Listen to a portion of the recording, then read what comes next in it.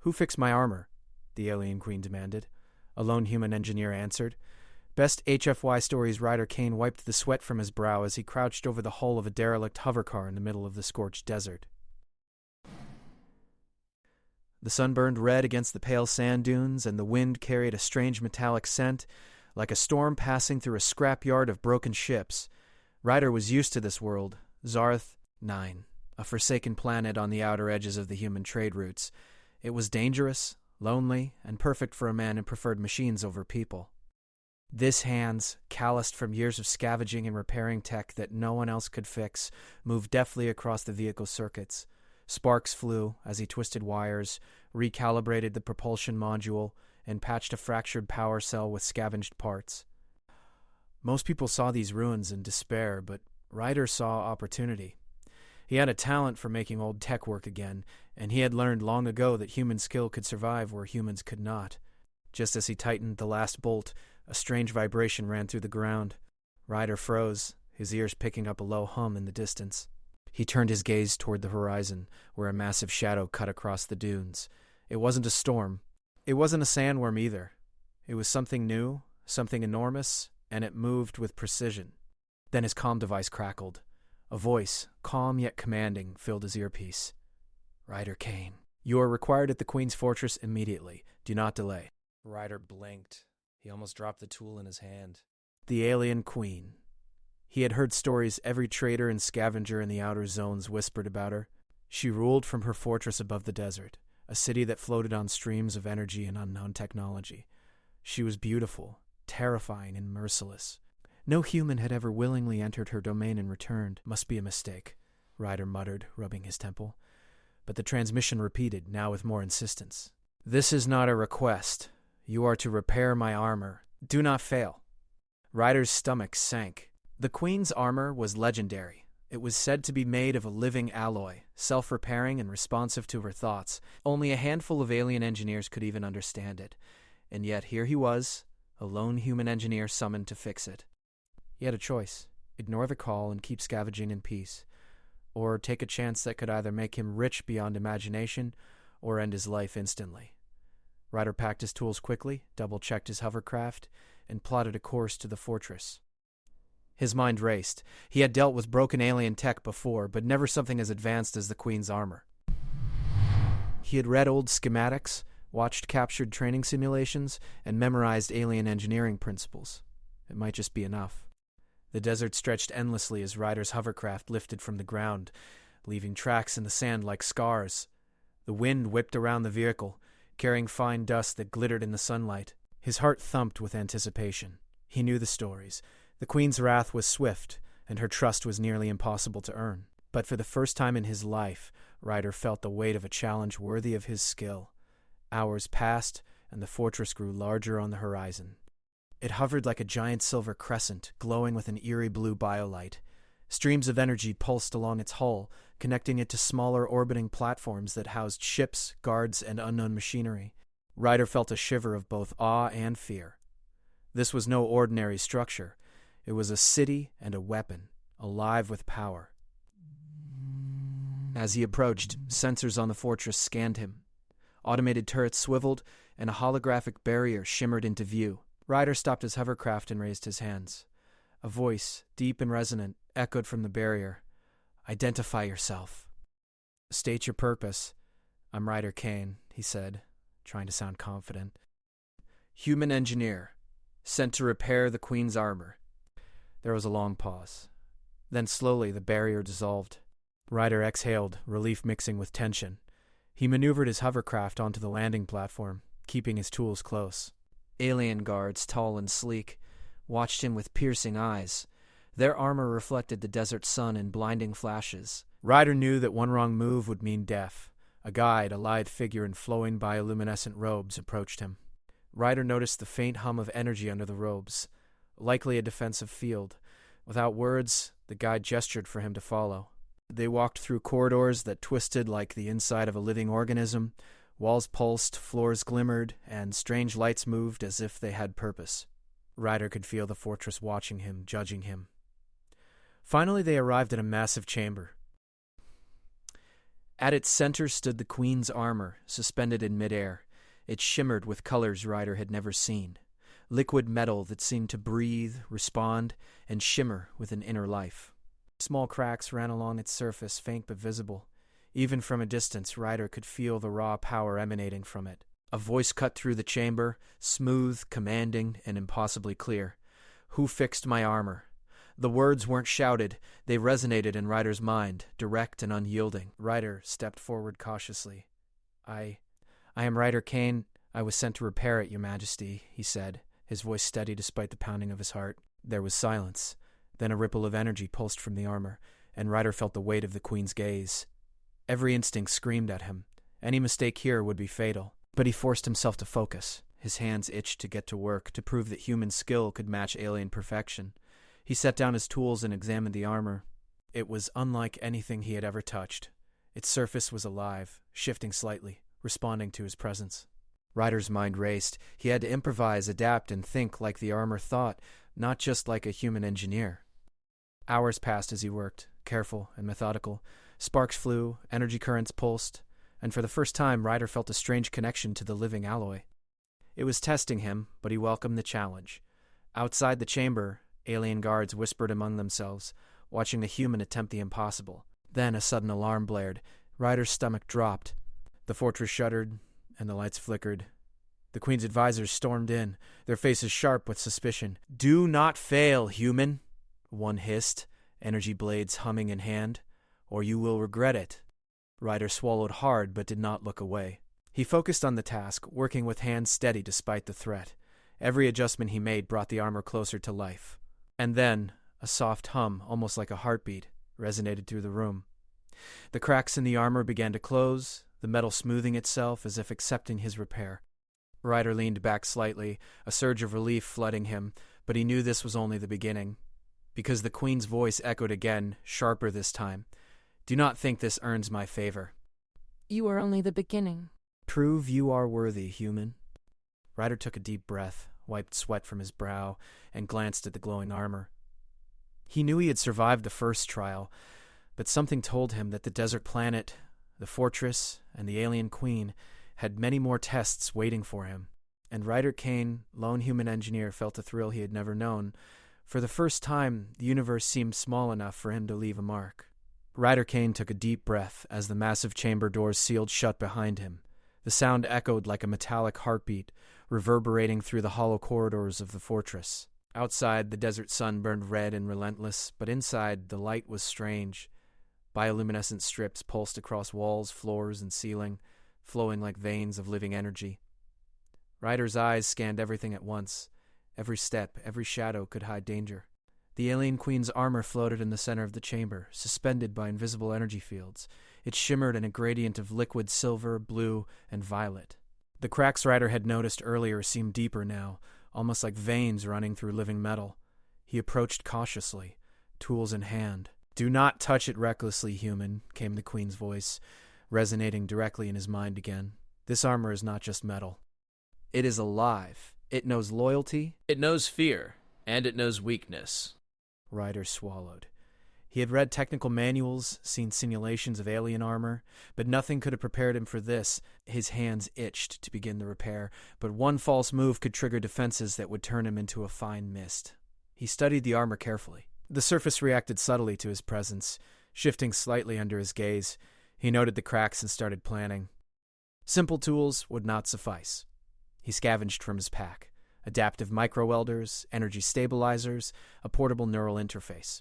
None of these were made for living metal, but he would have to improvise. Ryder knelt and touched the armor lightly, feeling a subtle vibration run up his arm. The metal pulsed as though testing his touch. He adjusted the micro-welder and activated a neural interface, attempting to sync his thought patterns with the armor's energy. Sparks flew, not out of danger, but as part of the armor's natural reaction to foreign influence.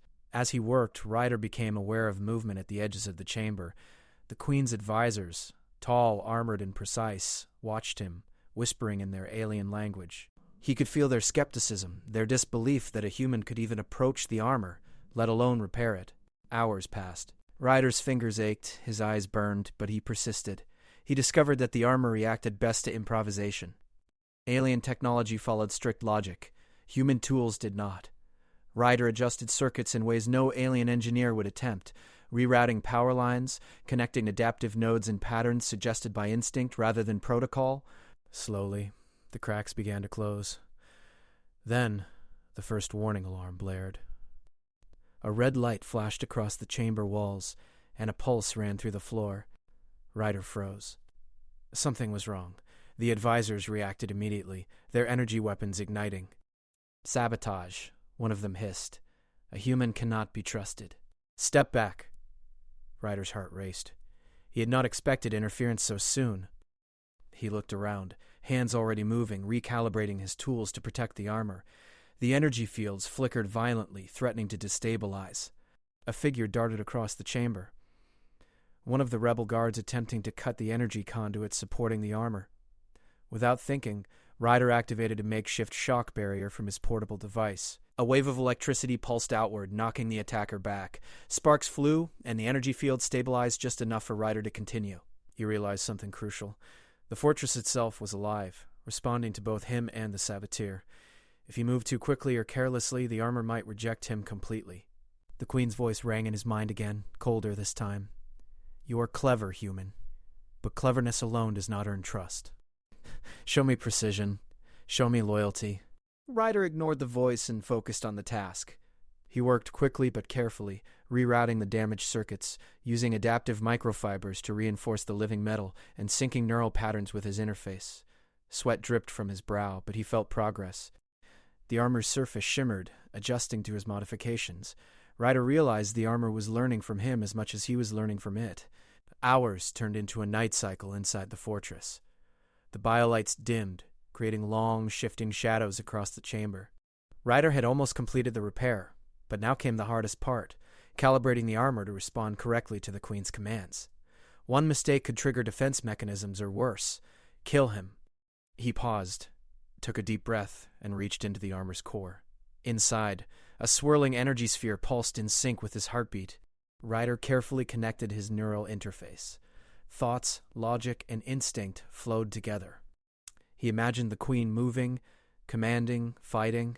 The armor responded, not perfectly, but it listened. Then, without warning, the energy fields around the chamber intensified. Another saboteur emerged, faster and more skilled. Ryder leapt aside, using his small tools as projectiles to disrupt the attacker. Sparks flew, metal clanged, and for a brief moment Ryder felt panic. But he caught himself. This was not just a repair. It was a test of survival, skill, and courage. The saboteur lunged again, but Ryder had learned from the first attack. Using a combination of energy pulses and clever positioning, he neutralized the threat without harming the intruder. The advisors froze, eyes wide with astonishment.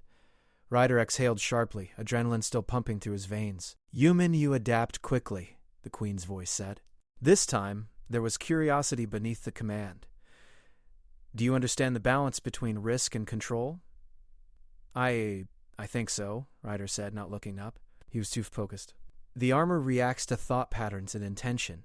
It responds to fear, hesitation, and certainty. You can't force it. You have to work with it." "Correct." The Queen's words resonated in his mind like a drumbeat. "Now finish, human. Prove you can command, not just repair." Ryder focused, letting his instincts guide the final adjustments. He linked the neural interface to the armor's primary control nodes, feeling the subtle hum of life within the metal. Slowly, the cracks sealed completely. The armor glowed softly, responsive, almost reverent. Ryder stepped back, hands trembling, exhausted but triumphant. For a brief moment, silence filled the chamber. Then the Queen's voice, direct, commanding, and intrigued, spoke again. "You have done well, human, but do not assume this earns my favor. You have only completed the first test. The next will demand more." Before Ryder could respond, the chamber doors opened. The fortress itself seemed to hum, acknowledging his success. Outside, a patrol of alien guards stood ready, but this time their stance was different, respectful, wary, and curious. Ryder wiped sweat from his brow and allowed himself a small, exhausted smile. He had survived the first true challenge. He had repaired the Queen's armor against impossible odds, with alien sabotage threatening every move. For the first time, he felt the spark of hope. Maybe humanity could stand alongside the greatest beings in the galaxy. But deep inside, Ryder knew the Queen's warning was not empty. This fortress, the living armor, and the alien court held countless secrets. And somewhere within those glowing corridors, a new danger awaited, one that would test not just his skill, but his courage, his loyalty, and his very survival. Ryder Kane took a deep breath and glanced at the repaired armor. It shimmered under the biolights, powerful, live, and demanding obedience. He had completed the first part of his journey, but the desert horizon and the Queen's looming presence promised that the true challenge had only just begun. The chamber was quiet now, the soft hum of biolights filling the air. Ryder Kane wiped the sweat from his brow, his hands still tingling from the neural interface sync. The armor hovered perfectly in front of him, alive and responsive. He allowed himself a brief moment of relief, but it vanished almost instantly. Enough repair, human. Now you must prove your worth. Ryder stiffened. The Queen's voice was calm, but it carried an unmistakable weight. It wasn't just a command, it was a challenge. He looked up to see her emerge from the shadows of the chamber, her figure tall and regal, cloaked in flowing robes of shifting metal and light. Her eyes glowed faintly with an otherworldly energy, the same color as the armor he had just repaired. Step forward, human. Her voice resonated in his mind. Survive this, and you will be more than a mere mechanic. Fail, and you will be nothing. Ryder's stomach twisted, but he squared his shoulders. He had come this far, faced sabotage, and repaired what no human should touch. He wasn't about to back down now. The Queen moved closer to the armor. "This is your test?" she said, almost whispering, though her words carried across the chamber like thunder. "You will control the armor in a combat simulation. Predict my moves, respond with skill. Show me you are not weak." Ryder's heart raced. Combat simulations were dangerous, even for trained alien warriors. And now he had to control living alien armor using only his intuition and limited experience. He swallowed, connected the neural interface again, and felt the familiar pulse of energy respond to his thoughts. The chamber shifted suddenly, walls dissolving into a holographic battlefield. Shadows of enemies flickered across the floor, drones, alien warriors, automated traps, all simulated, yet incredibly realistic. Ryder realized that every movement, every choice would be tested. The Queen stepped forward, her own armor materializing around her, radiant and deadly. Human, react quickly. Predict, adapt, survive. Ryder focused. The armor responded to his mind as he thought of movement, defense, and attack. He dodged, weaved, and fired energy pulses from the armor's gauntlets. The first wave of drones fell. He smiled briefly. This was like nothing he had done before, yet it felt natural. Human unpredictability was a weapon. The Queen watched, silent but calculating. Then, from the corner of the holographic battlefield, a new element appeared, a rebel faction within the fortress, hidden agents intent on testing the Queen's defenses. They had detected Ryder's presence and now sought to exploit the simulation chaos. They moved quickly, cutting energy conduits and attacking the simulation nodes, trying to destabilize the armor. Ryder realized he wasn't just being tested by the Queen, he was in the middle of an active threat. Instinct took over. Using his quick thinking, he rerouted energy flows in the armor, creating defensive shields that blocked the saboteurs' attacks while continuing the combat simulation. Sparks flew, alarms blared, and the holographic battlefield flickered dangerously. Clever human. But can you adapt when the rules change? The Queen's voice was sharp now, almost amused. She advanced, her armor shifting, moving faster than any human could track. Ryder anticipated her attack, but she changed course mid-strike. The armor responded to his instincts, blocking the blow, deflecting energy, and countering with precise strikes. For several minutes, Ryder fought a dance of metal and energy, predicting moves, reacting to attacks, and constantly adjusting the armor's systems. Sweat ran down his face, but he felt alive in a way he never had before. Every moment demanded focus, courage, and creativity. Human skill, thought, and unpredictability gave him an edge that even the Queen did not expect. Suddenly, a loud crash echoed through the chamber. One of the rebel agents had breached the outer defenses, moving closer to the Queen herself. Ryder froze for just a second, then acted. Using a combination of energy pulses, improvised traps, and clever positioning, he intercepted the agent without harming the Queen. Sparks and debris flew, and the holographic battlefield shimmered wildly. The Queen stopped moving and studied him. Her eyes glowed brighter, a mixture of surprise and admiration in their depths. "You see the unseen human. You act when others hesitate." "That is rare," Ryder panting nodded. "I don't have a choice. If I fail, we all lose. The Queen smiled faintly, a gesture almost alien in its subtlety. She moved back into the simulation, her attacks now more measured, testing Ryder's ability to predict and adapt. Each strike was faster, more unpredictable, yet Ryder found patterns in her movements, exploiting them with a blend of instinct and technical skill. Meanwhile, outside the simulation, the rebel faction continued their efforts. They manipulated the fortress systems, trying to override controls and disable the energy flows supporting the armor. Ryder's Neuralink let him feel the fluctuations. He acted swiftly, redirecting energy, creating temporary shields, and even luring the rebels into containment zones using holographic decoys. Human ingenuity proved more flexible than rigid alien protocols. Minutes felt like hours. Ryder's mind raced, muscles ached, yet he maintained focus. Finally, the last of the rebel agents was neutralized, contained safely without loss of life. The simulation ended abruptly, the chamber returning to its original form. The armor floated perfectly, intact, responsive, and more refined than before. The Queen stood silently for a long moment, then spoke, her voice resonating like a chime in the vast chamber. "You have survived the test, human. You have demonstrated skill, courage, and adaptability. I underestimated you. Humanity may yet have a place in this universe." Ryder lowered his hands slowly, breathing heavily. He had done it. Against impossible odds, with saboteurs, complex simulations, and the weight of the Queen's expectations, he had succeeded. "But do not be complacent," she continued. "The universe does not reward skill alone. Power, alliances, and strategy matter as much as courage. The next trial will reveal whether you can survive beyond this chamber." Ryder nodded, though he didn't fully understand what the next trial would entail. He had earned respect, but he knew the Queen's challenges were far from over. The fortress itself hummed with energy, almost alive, as if aware of the events that had unfolded. As Ryder stepped back, he noticed subtle changes in the armor. It now responded more fluidly, anticipating his intentions before he consciously acted. A strange bond had formed, human ingenuity guiding alien technology, bridging species and skill in a way no one had thought possible. Outside, the rebel faction regrouped, whispering and plotting. Ryder knew they would not give up easily. The fortress was full of secrets, hidden agendas, and dangers that went beyond combat simulations. Every corner could hold an enemy, every shadow could hide a trap. Yet for the first time, Ryder felt ready. The Queen studied him one last time, her expression unreadable. "Rest, human. You have earned a temporary reprieve. But remember, the galaxy is vast, and our enemies are many. Your true test is only beginning." Ryder exhaled slowly, exhaustion mixed with exhilaration. He had faced sabotage, survived a lethal combat simulation, and gained the attention of one of the most powerful beings in the universe. Yet even in triumph, he knew that the desert horizon and the alien empire beyond the fortress walls held challenges he could not yet imagine.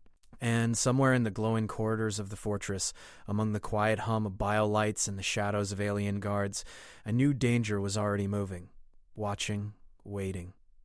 Ryder Kane allowed himself a small, tired smile. He had survived. He had proved that human skill and courage could hold their own, even in a universe dominated by aliens. And as he looked at the living armor that now responded to him, he felt a spark of determination he had never known before. He would survive the trials ahead, no matter what. The fortress of steel and biolight had tested him, and he had passed. But the galaxy beyond promised that the most dangerous challenges were still to come. The fortress thrummed with energy, the biolights pulsing like the heartbeat of a living city. Ryder Kane stood in the central chamber, catching his breath after the combat simulation. The Queen's armor hovered nearby, fully repaired and responsive. Ryder could feel the subtle hum of life within it, a rhythm that now synced with his own thoughts. For the first time, he felt powerful, but wary. "Rest while you can, human." The Queen's voice echoed through his mind. "Tomorrow, the universe may demand more than skill." Ryder nodded, but his instincts warned him that the Queen's words were already true. He didn't have long to wonder. Outside the fortress, sensors blared warnings. A fleet of alien warships from a rival empire had been detected approaching the planet at high speed. Their ships were massive, armed with weapons that could destroy the floating fortress in minutes. The Queen's advisors scrambled, issuing orders in rapid alien speech. Ryder felt the energy shift in the fortress as defensive systems powered up. Turrets rotated, energy shields flared, and the ground beneath his feet pulsed with force. But even amidst this chaos, Ryder's mind worked quickly. Human unpredictability could tip the balance, and he intended to use every advantage. "Ryder Kane," the Queen spoke sharply, her voice both commanding and urgent. I trust you. Use your skill to defend this fortress. Human ingenuity may be the key. Ryder's eyes narrowed. He grabbed his portable tools, scanning the fortress systems. He noticed weak points in the energy shield's distribution, areas where the enemy fleet could break through if exploited. Using a combination of alien engineering he had learned in the armor repair and his own improvisation, he began rerouting energy flows, creating traps and defensive decoys. Outside, the enemy fleet approached at terrifying speed. Massive ships bristled with energy cannons, and smaller attack craft darted forward like swarming hornets. Ryder could feel the pressure mounting. This was not a simulation. Failure here would mean total annihilation. The Queen's armor activated, responding to Ryder's neural commands. He guided it across the chamber, linking its energy fields to the fortress's defenses. A pulse of power surged through the shields, reinforcing weak points. Turrets fired with uncanny precision, guided by Ryder's adjustments. The enemy fleet was relentless, but Ryder's strategies, born of instinct and improvisation, began to turn the tide. The first wave of attackers broke formation, caught in traps that Ryder had rigged, energy nets, holographic decoys, and redirected laser pulses. Explosions rocked the skies, and the fortress shuddered under the strain, but the living armor absorbed and redirected energy to maintain stability. Ryder marveled at the synergy, human innovation and alien technology working together. Yet victory was far from certain. A massive enemy flagship emerged from hyperspace, larger than anything Ryder had seen. Its weapons charged, a storm of energy ready to obliterate the fortress. Even the Queen paused, her glowing eyes studying the threat. "Ryder," she said, almost quietly, "you must go to the flagship. Disable it from within. Only you can." Ryder felt a surge of fear. Boarding the enemy ship alone was suicide for almost anyone. But he had faced impossible odds before and survived. He nodded, adrenaline sharpening his focus. He grabbed a boarding pod, linking it to the fortress energy systems. The pod launched, cutting through the sky like a silver arrow. Within moments, Ryder docked on the enemy flagship, slipping inside unnoticed. The interior was dark, alien, and humming with lethal energy. Guards patrolled in predictable patterns. Predictable because humans often saw patterns where aliens did not. Ryder moved quickly, disabling security nodes with improvised tools, hacking alien consoles with a mix of instinct and technical knowledge. Sparks flew, alarms blared, but Ryder adapted. He used human creativity against rigid alien protocols, rerouting power to disable the flagship's main weapons. Finally, he reached the core. Massive energy conduits pulsed with raw, destructive power. Ryder connected his interface, channeling the fortress's energy through the living armor. It was a gamble. Too much energy, and it could destroy the ship, or him. Too little, and the flagship would survive. He took a deep breath, focused, and redirected the energy. The ship shook violently. Systems overloaded. Sparks and fire danced across the walls as the engines shut down. Ryder leapt from the core as the flagship went into emergency shutdown, drifting powerless in orbit. He barely had time to escape back to the pod before it would have collapsed completely. Back at the fortress, the Queen watched silently as the enemy fleet faltered without their flagship. Her glowing eyes softened, and she spoke clearly this time. "Ryder Kane, you have done more than repair armor, survive tests, and outthink enemies. You have saved my fortress and my people. Humanity has shown courage, skill, and adaptability. Perhaps we judged your kind too harshly." Ryder exhaled, exhaustion and relief washing over him. He had survived what no human could have imagined, faced impossible odds, and proved that even a lone engineer could make a difference against overwhelming power. The Queen approached him, her massive armor gleaming in the biolights. She placed a hand near his shoulder, not touching, but close enough that he felt a pulse of energy, a silent acknowledgement. "Humanity has value," she said. "You, Ryder Kane, are proof. Your ingenuity, courage, and adaptability are a testament to your species. Know this, you will always have a place here."